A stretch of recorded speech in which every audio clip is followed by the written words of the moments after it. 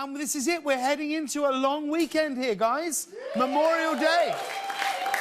Memorial Day weekend. It is the unofficial start of summer, isn't it? It's basically Christmas for barbecues, isn't it? It's Christmas time for barbecues. I can already feel, I've not even looked at him, I can feel Pete's excitement at the prospect of just firing up a grill. I wouldn't be surprised if all of his pockets were just full of bratwurst right now. What are the plans for the weekend? Ian, what's happening?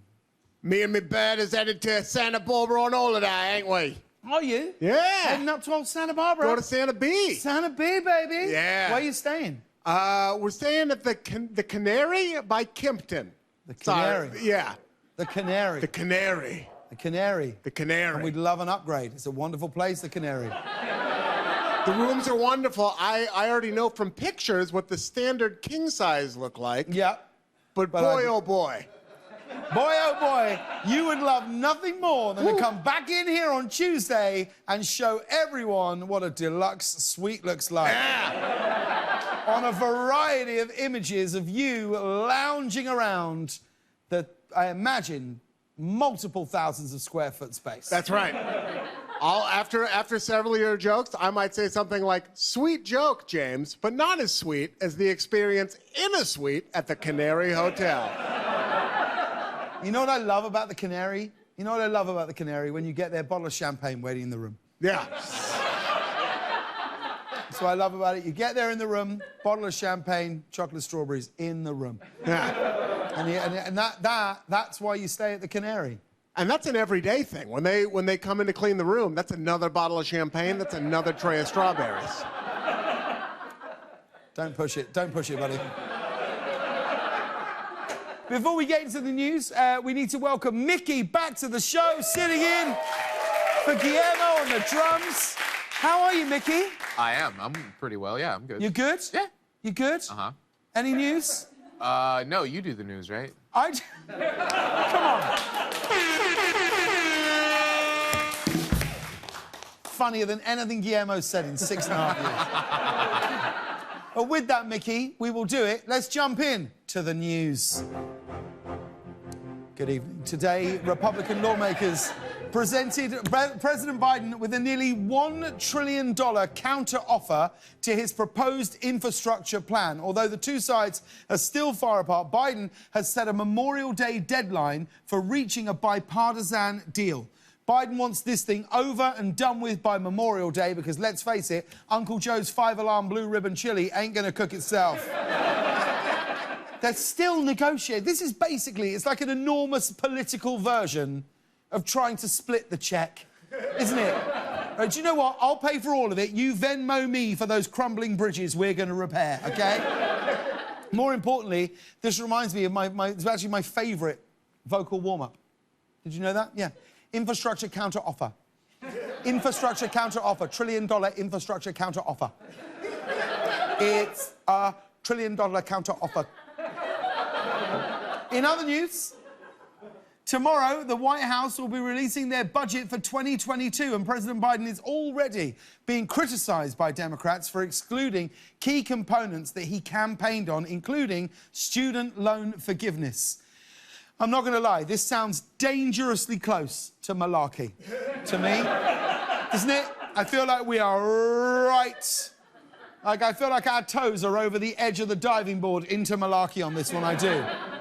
On the bright side, Biden campaigned on the issue, and then all of you young people voted for him, and in a way, you got your free education right there. Politicians are gonna lie.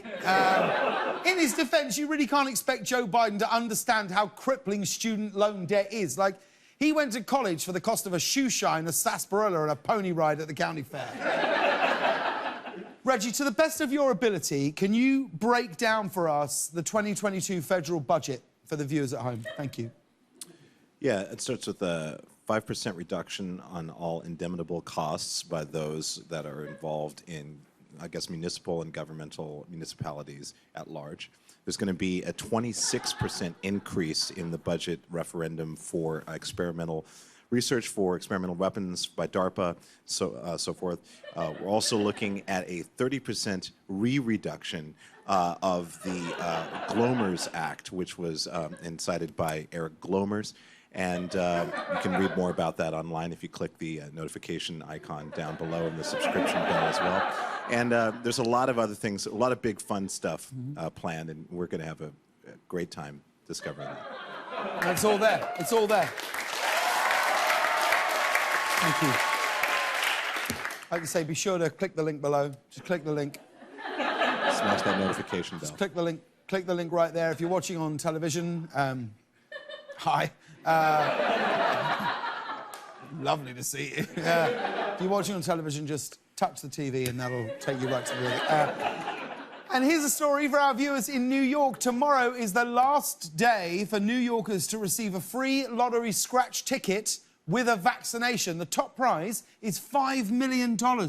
Yeah, so try your luck. Or skip the vaccine and really try your luck. This could really change, though, the boring vaccine conversation that we all have. Isn't it like, oh, which vaccine did you get? Moderna. Any side effects? Yeah, $5 million and a slight headache. And here's some news from my homeland. Since many families were apart last year during the holidays, the UK supermarket chain Aldi is planning to release Christmas products like mincemeat pies in June as the country is opening up, and they're calling it Junemas. Christmas in the middle of summer, so be sure to leave some prosciutto and melon and an Aperol Spritz out for Santa. Aldi will have traditional British Christmas treats like mince pies, pigs in blankets, which are typically hard to find outside of the Christmas season. Here's what I say. If this opens the door to year-round Cadbury's cream eggs, I'm all in on it. I am. I'm in on it. Now, here in America, you call pigs in blankets. What's a pigs in blanket to you?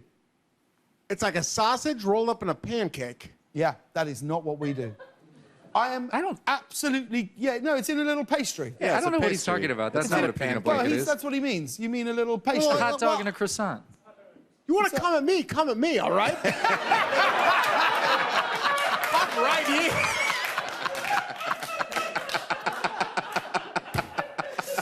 No, I think you're both saying the same thing. It's in pastry. It's a little... You have a little mini hot dog in pastry. That's what you call a pigs in blanket. Yeah, yeah. In Britain, we have pigs in blankets. Mainly, you really only have it on Christmas Day. And I'm amazed this hasn't made it to America because it feels like it should have been invented in America. We have a sausage, like a chipolata sausage, like a pork sausage, wrapped in bacon.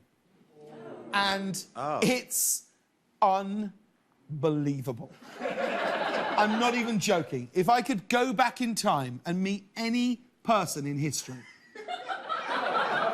if they said to me, you can travel back in time and you can meet anyone who's ever walked the earth, I would go back to the guy who wrapped a sausage in bacon, and you know what I'd do? I'd just shake his hand. And I would thank him for what he has given us. Sounds amazing. You've got to try it. Pete, you up for it? Go on. We do franchises.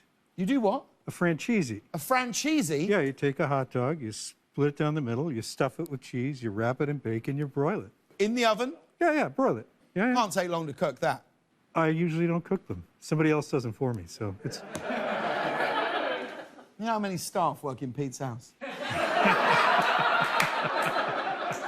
Imagine if we find out that Pete's actually worth $750 million. Like he leaves here in his car, drives back, and if we followed him home one day, we'd just keep going to Malibu. And suddenly the gates would open and it would just be this palatial place. And there's like, his wife's like, why do you still go? And he goes, you know what? I'm just passionate about filming late night. A franchisee, yeah. And finally, we wanted to tell you about this. A British couple living in France was shocked to find out that the gorgeous pâté that their daughter bought them at the store was actually supposed to be food for their cat. The family moved to France in 2015. Wow, I did not expect it to have that impact on Susan. They moved to France in 2015 and they still struggle with the French labels. Yeah. So gross. Although, to be fair, I imagine eating cat food in France is like eating at Red Lobster. Now, here's the thing. I get that this family struggles to read French, but shouldn't the cat on the label be a visual clue? Because if it isn't, all I can think is these people were thinking they were eating pate made from a cat. Cat-a. The couple said they were so horrified about the mix-up, they had to wash the cat food down with a bowl of this incredible new cereal they've been eating. It's part of a balanced breakfast.